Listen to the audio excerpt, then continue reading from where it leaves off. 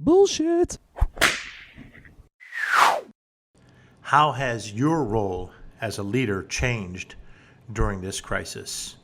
It's the No BS Marketing Show. I'm Dave Mastovich, CEO and founder of Massolutions, the world's only no bullshit marketing firm.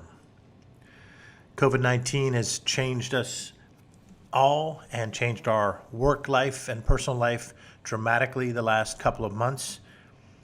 One thing that stayed the same at Mass Solutions is we've been able to continue to help our clients across the country with their communications and storytelling, but we've also been able to do virtual workshops with C-suite leaders, chief executives, chief operating officers, presidents, founders, leaders across the country. And those workshops have really resonated as we've talked about COVID-19 storytelling and how to make sure we can communicate better with our employees, with prospective employees, with prospects, customers, and centers of influence or referral sources. What have I learned from having the chance to talk to leaders and speak with leaders and do presentations and actually work with clients from various cities, such as Dallas, Texas, Los Angeles, California, Chicago, Kansas City, Pittsburgh, Harrisburg, Philadelphia, and beyond? Three common themes have come about when I've talked to them about where they are hoping to get to in the short term, and where they want to be long term.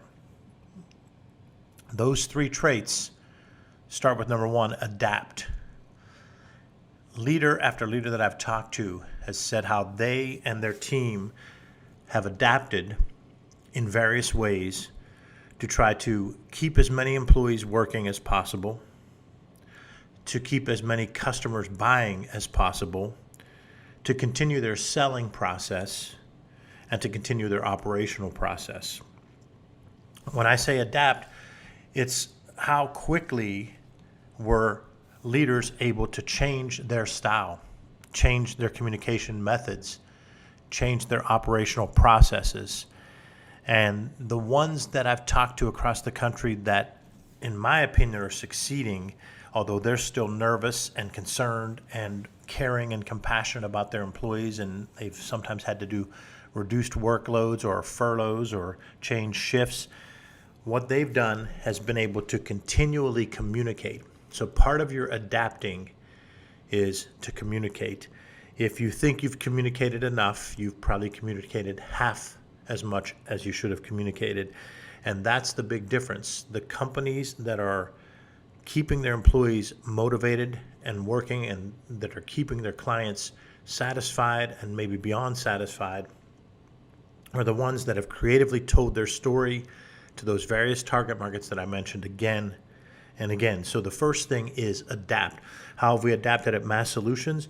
We continually talk and see each other on a regular basis. We have our leadership team Zoom meeting early in the week. We also have a team huddle over Zoom early in the week, but then throughout the week, each day, we're communicating back and forth with clarity on who is working with what at the beginning of the day and what they finished the previous day and what they're going to finish that day. So everybody's communicating to each other. Now, granted, our team is about a dozen key team players, so we're able to do that more so, but it still comes down to your processes, your systems, and your ways of communicating. I've found that for us, the communication has been Zoom, it's been text, it's been email and phone call. And it's a pretty good mix of all of them. It can't be just 10 Zoom meetings because you'll exhaust everybody.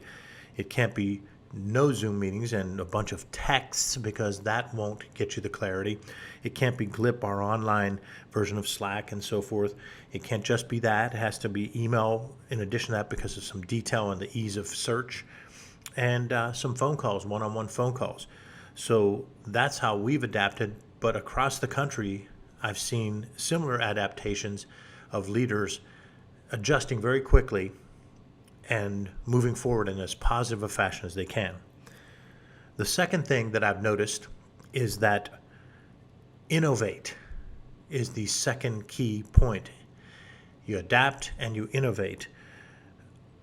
I have a client that is a health insurance plan that they're working to communicate completely different with physicians and providers and to incentivize them differently and to reimburse them differently so they can get through this crisis in the short term, but also in the long term become much stronger in a partnership. On the other hand, we have some physicians that we work with as well. What they've done to adapt is pushed and talked about telemedicine, telehealth, stayed in touch with patients, stayed in touch with employees, and leveraged that telehealth, telemedicine as much as possible. So you're seeing that type of innovation where we might see something like telehealth or telemedicine that was slow to market might now take hold more.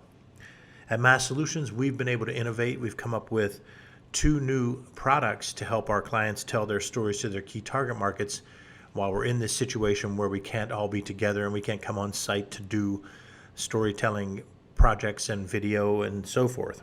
So the second key factor is innovate. And the third I already touched on is communicate. And I touched on how the old Patrick Lencioni phrase of over communication, it does ring true, because when we think we're communicating to the level that we should be, we actually probably are about halfway to where we need to be. I mentioned all those channels or mediums when I said Zoom as a channel or medium, texting, your online communication, whether it be Slack or for us Glip or also email and telephone.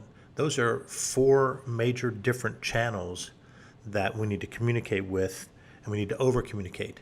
But now is the time to leverage the power of storytelling. We all inspire, educate, and motivate others throughout our lives when we tell stories. I want people to tell stories in the workplace, and to help that with their over communication, I want them to tell stories in multiple channels and multiple ways. And I'm not saying you have to become a scriptwriter, nor am I saying you have to become an actor, nor am I saying you have to write 27 stories. You might have 3 to 5 core stories that help tell your adaptation, innovation, and communication. They might convey your vision and values. Those can be told and repurposed again and again, so they're in multiple meetings and mediums and channels, such as through social media, your blog, LinkedIn, Twitter, Facebook, podcast, internal staff meetings, telephone calls, texts. It's leveraging the power of storytelling and not missing storytelling opportunities like we have on a regular basis throughout our careers. This is an opportunity for all of us to come out of it better and stronger from a storytelling and communication standpoint, from an adaptation standpoint, and from an innovation standpoint. That's what I hope is happening, and that's how I hope your role has changed during this crisis. But I want to hear from you. Shoot me an email, text, hit me up on LinkedIn. Tell me how your role as a leader has changed during this crisis. Thanks to our loyal No BSers for listening to another episode of the No BS Marketing Show. Remember, ask yourself, what's the big idea? And build your story around the answer. It's all about bold solutions, no BS.